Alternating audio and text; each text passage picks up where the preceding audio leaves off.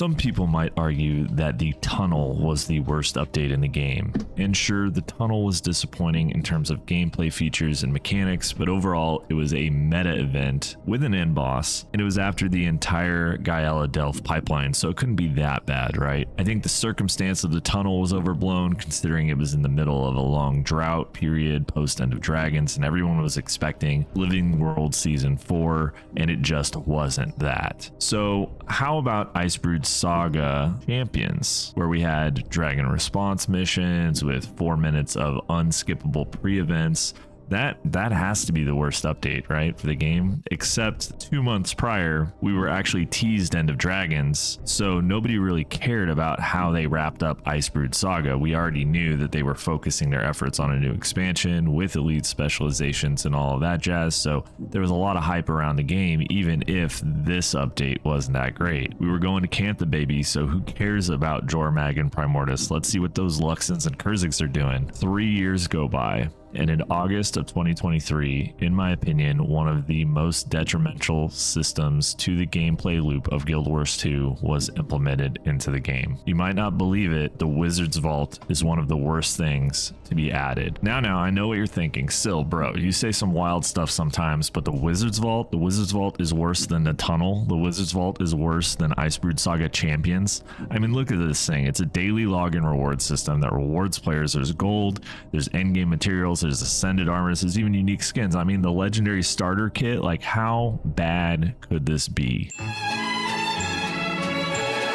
So what is the Wizard's Vault supposed to be? In essence, the Wizard's Vault was designed to be a revamp to the Guild Wars 2 daily login reward system. And for the most part, the system is better than it was before. It limits the passive amount of stuff that gets flooded into the game from alt accounts. And if you do engage with this, the rewards are really, really good. Before, what we could expect from the login rewards were like Mystic Coins, some Laurels, and the 28-day login reward chests that had Mystic Clovers and other goodies in it. The traditional daily system also existed, but it pretty much was identical to the Wizard's Vault dailies. Like, you gotta go craft an item or gather something or do an event. So what it was replaced with the addition of Secrets of the Obscure, most people felt like it was a good addition to the game, and many people still feel this way as seen by the Reddit crowd. So where did things go wrong? Well, the thing is, the Wizard's Vault is really good, and in its current form, you can get 100 gold, 150 laurels, mystic coins, mystic clovers, ascended gear, and if you bought the recent expansion, you can even get access to legendary starter kits. So what's not to love about that? Well, unfortunately, many of the game's mechanics and systems have been outright trivialized by the Wizard's Vault, along with many of its reward structures, because, well, the Wizard's Vault is just better. Now, I've said a lot of things about the Wizard's Vault in the past, mostly comparing it to a battle pass, and many players who have experiences with battle passes agree with me. They just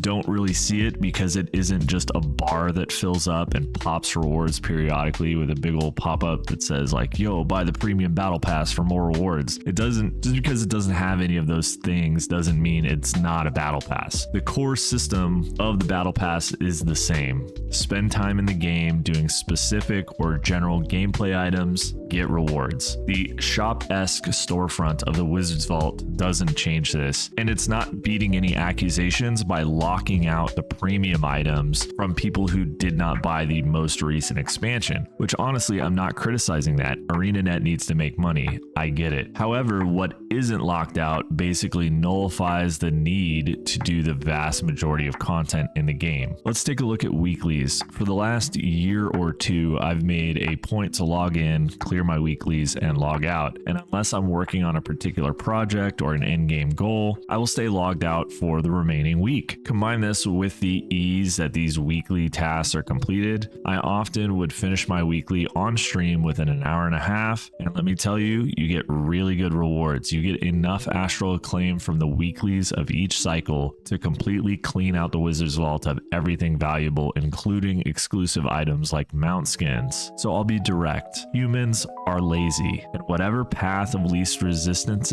is, that is the one that they are going to take. And in Guild Wars 2's case, that is the Wizard's Vault for most things, for ascended equipment, for gold, for laurels, even for legendary weapons if you are keeping up with the expansions. Generation 1 legendaries are almost not even worth making in terms of making money, and any other method for ascended armor acquisition is basically null and void, since you can get a full set of stat selectable equipment in 2 cycles of the Wizard's Vault, alongside a mostly complete Generation 1 legendary if you use both keys for Gifts of Might and Magic. The Mystic Clovers required for legendaries are also most easily acquired through the Wizard's Vault, making rolling for them in the Mystic Forge or converting Mystic Coins using Ectos and Raid or Fractal currency not only costly but entirely unnecessary. A similar result happened with the open world legendary armor versus Raid legendary armor in PvE, and that was also introduced during Secrets of the Obscure. Many players were excited about this addition, but the Raid communities were concerned because exactly what they thought was going to happen happened. A significant amount of newer players or players who were PvE focused players decided that raids were not worth engaging with, and instead they would rather run rifts casually in the open world until they had the materials they needed for legendary armor. And sure, the grind for PvE legendaries is real. Anybody who is trying to engage with this can tell you that the rifts are not a fun way to go about it, but it didn't require joining a Discord, setting out time of your day to meet up with people you do or don't know, getting a proper build put together, learning a rotation, or doing any of the other nuanced steps that raiding requires. So instead of gamers naturally engaging with raids, eventually due to an exclusive reward, they no longer need to engage with it at all. With the addition of Endless Summer here in the Visions of Eternity expansion, we can see the engagement of World vs. World and Wings 5 through 7 also being affected negatively. That is just speculation on my behalf, but only time will tell. The same logic applies to the Wizard's Vault, except at a much less in-game level. It applies to the early and mid-game significantly more. The Ascended Armor and Weapon chests are great, but they are almost too good since many of the meta events or early fractal rewards primarily reward some worse version of these boxes from a power and gameplay element. Why would you do an event where the primary reward is a box that has a sword in it when you can gather materials and boom, you have a box that is any weapon with any stat type in it, guaranteed, no RNG? Why would you go through the effort of ranking up crafting, getting the masteries associated for ascended crafting, and then figuring out the materials and recipes you need for a sword when you could just complete 10 random events and boom, you have a box with any weapon and any stat set guaranteed? 100 gold is an insane amount to give a new player who has a fresh level 80 character. You can get an entire meta set of gear for significantly less than that. 150 laurels and the 60 mystic coins also convert to a significantly high amount of raw gold. So why do I need to do anything else? Why would I not just min-max my time, log in on Monday, do the weekly, and log out? And eventually, when I realize that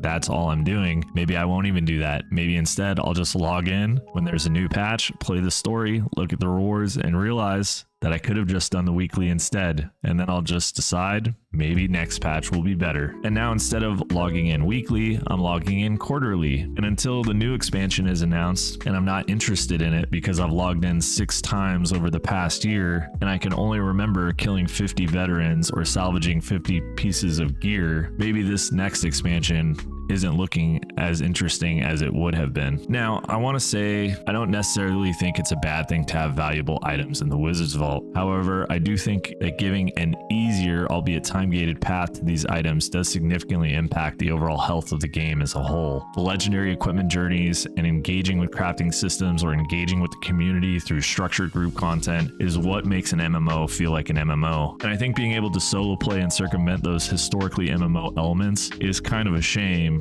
even though that is how I primarily engage with the game. I don't know if I engage with it because that's how I like to play the game or if that's just the meta for right now. Anyways, I want to thank you for watching. A big thanks to all my subscribers and a special thanks to all my members who support the channel. I'm an ArenaNet partner, believe it or not, so support me by using my referral link. Subscribe if you haven't already. Thanks again, and I'll catch you on the next one.